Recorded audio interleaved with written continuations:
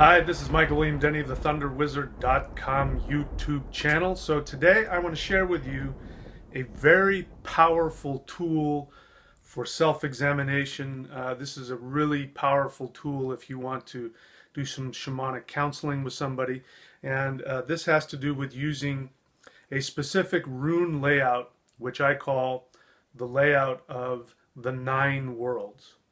And as you know, those of you who are following my teachings, or especially those of you who are in my Master Shamanism course, you know that the 9 worlds corresponds with the 8 directions plus the center.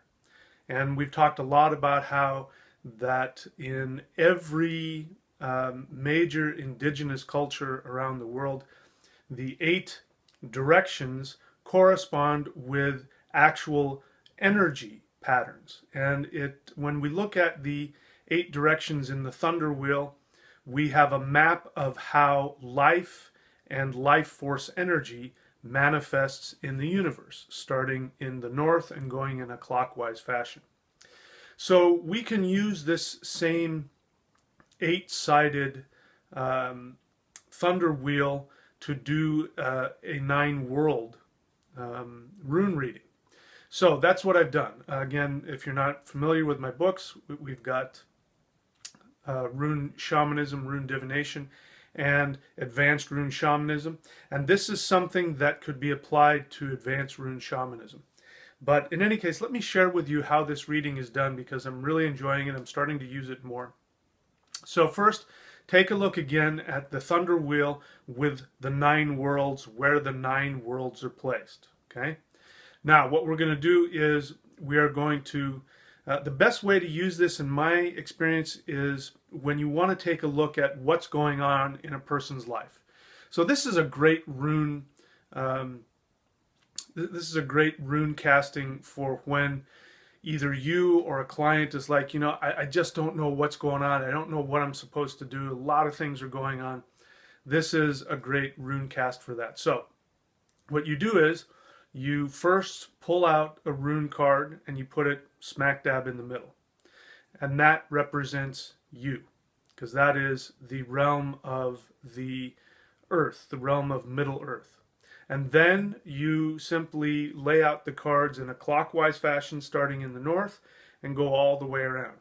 And once you've got all of the worlds covered with a rune, then you have a map of what is happening to the individual right now. Of course, things are constantly changing and moving, but you get an idea of what energies are working for you, what energies are working against you, what kinds of energies are happening in specific worlds. So it can be a real meditation in and of itself. So I'm going to share a little bit about what to look for, at least some of the things. I'm actually going to go do this class in an hour-long session on the Advanced Shamanism class. If you're not familiar with it, follow this link here and you can register to see that. I'm going to go ahead and do that probably in the next day or two, but I want to just give you an idea of some of the power of it. So let's take a look at this first one. All right. Now this is an individual who you can see there's a lot of really powerful things working for this individual. If I just start in the north, we have the Heil rune, which is a rune of cleansing. So this is a rune of self-examination, and this has to do with resources. So there's a lot of cleansing happening in like the realm of Niflheim, which is the realm, the closest realm to that we have to the void in physical manifestation. And then you can see that Asgard, there's the Dayaz rune, which is very auspicious. You have the Bergtanaj rune in the east, which is Thunor, new beginnings. So that is great. That's one of the really great placement for that. And then in the southeast, you have Nauthij, which is the rune of constriction, of need. And then you have Gebo in the south, which has to do with the south, which has to do with fire, which has to do with the expression of the soul. So there's some good energy there. And then you have Ehwaj, which is the rune of intuition, and trust, and that's going on in the southwest, which is the underworld, which is the unconscious mind. So that's good. And then we have Esau in the east, which has to do with the realm of experience and knowledge. And so this person is getting good self-knowledge. Now, we run into some problems when we get into the northwest, where we have Manaj, which is the rune of the mind, the rune of the meditative mind especially, and that is blocked. It's upside down. So if you can see from the northwest all the way down to the southeast, we have blocked runes, because in the center we have the Perthro rune, which is reversed. Perthro rune is the rune of destiny, the rune of your orlog.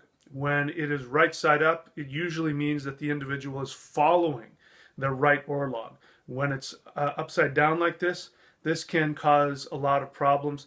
So for instance, if this were to come up within a relationship, like if the question were about where is this relationship headed, if this came up, this could potentially mean the end of the relationship. Now, let me be very clear about what the runes do and do not do.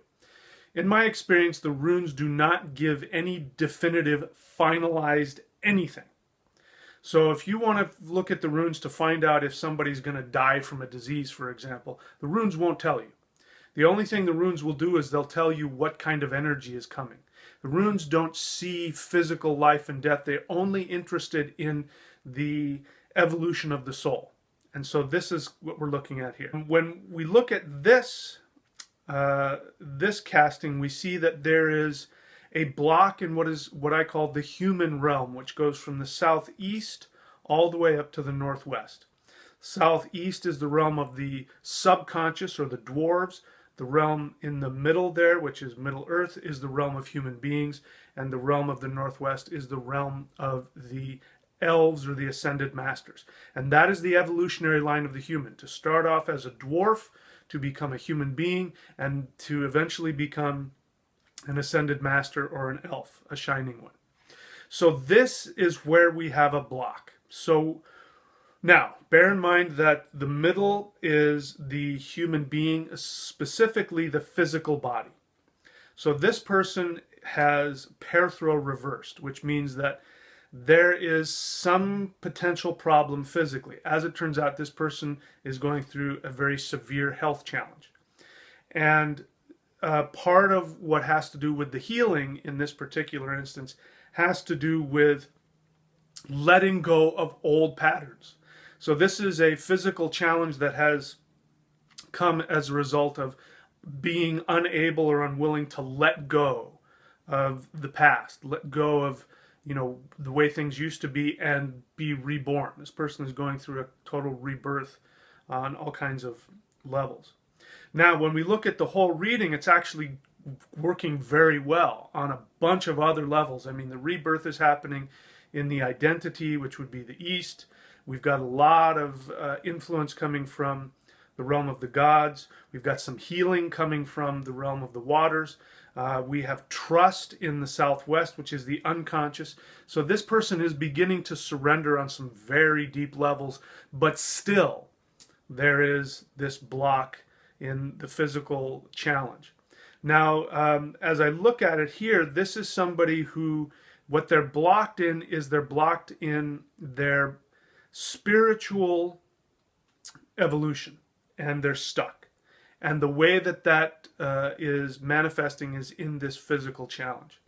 So for this person, what would be helpful is, you see, to connect with the higher self, to connect with the elves, and the elves are all about guiding our evolution. This person needs to meditate, because the rune of the mind is blocked there. The rune in the southwest is the subconscious mind, which has to do with manifestation. So this person is having a block when it comes to manifesting all of the other new influences that are coming to them. There's a lot of really powerful influences, and this person is blocked on the subconscious level. The Nauthi's rune says you got to try something different. And then in the center, that just shows that you are at a karmic impasse, which means that something has to change or something is going to break. You know, whether it's the physical body or whatever. Like I said, if this were in a relationship, this could very well mean the end of the relationship. but it can also mean that in order for the relationship to continue, one or both parties has to completely start over. So this person has to completely start over in how they view themselves and the past. You know, they identify who they are based on all kinds of things in their past, and that is has the universe has said no more. You have to change, or you get a new body, because this isn't going to work anymore. This means you run into a dead end. So something has to change. And where this person can change is in the subconscious, because that's where Nauthiz. Nauthiz says do something different. Need is the mother of invention. We didn't invent fire until we needed to, until we were so cold that we had to figure out a way to make fire. That's what this is, need fire, two sticks rubbing together. So this person has to learn a new way of manifesting, and the way that they can get benefit, if you look in the Northeast, is through meditation. Meditation will allow them to change and move into a new orlog. So that's what's going on with this person. So that just gives you an idea of one reading. I sort of went over it generally. We could have talked a lot about it, but these are the kinds of things you want to look for. You want to look for if things are blocked. You want to see if there's a line going through one of the realms. So for instance, if the block was coming from the northeast to the southwest, then we would have a major psychological problem. This would be somebody who really needed to change themselves on a deep psychological level. And so that's just to give you an example. If it was across, let's say, from west to east, if we had 2 blocked runes there, or 3 blocked runes, then that would mean that the individual was having a difficult time differentiating between their identity and other people's identity, because the West has to do with compassion and having the ability to identify with others. You know, the realm of giving. That's the original realm of giving, is in the West. So anyway, that's just an idea. So bear in mind that this month, and this month only, which is April of 2017, I am slashing my prices for, you can apply this to rune readings as well, but it goes towards Vedic astrological readings. And if you would like a $69 Vedic astrological reading, which I have been charging $108, before that it was $169, but right now it's just $69. Follow this link here if you want to get a reduced rate for an astrological reading. Get on it now, because people are, I'm getting booked. So hurry up. You know, when I get to the point where I just don't have any more time, I might not be able to take anymore. So get on it quickly. For those of you, if you want to go deeper into how to do these kinds of rune readings, go ahead and follow this link to the Master Shamanism course and subscribe at whatever level works for you. And this month we're going to continue in our series of talking deeply about the runes. We've just gotten through the first 8 on this channel. We're still delving deeply into the first 8 in the Master Shamanism class. But I'm going to do a class just on this, doing a rune layout for the 9 worlds, or the world tree. So that's it for now, my friends. Thank you so much for all of those who subscribe and like and comment, and keep it up, because we're just getting started.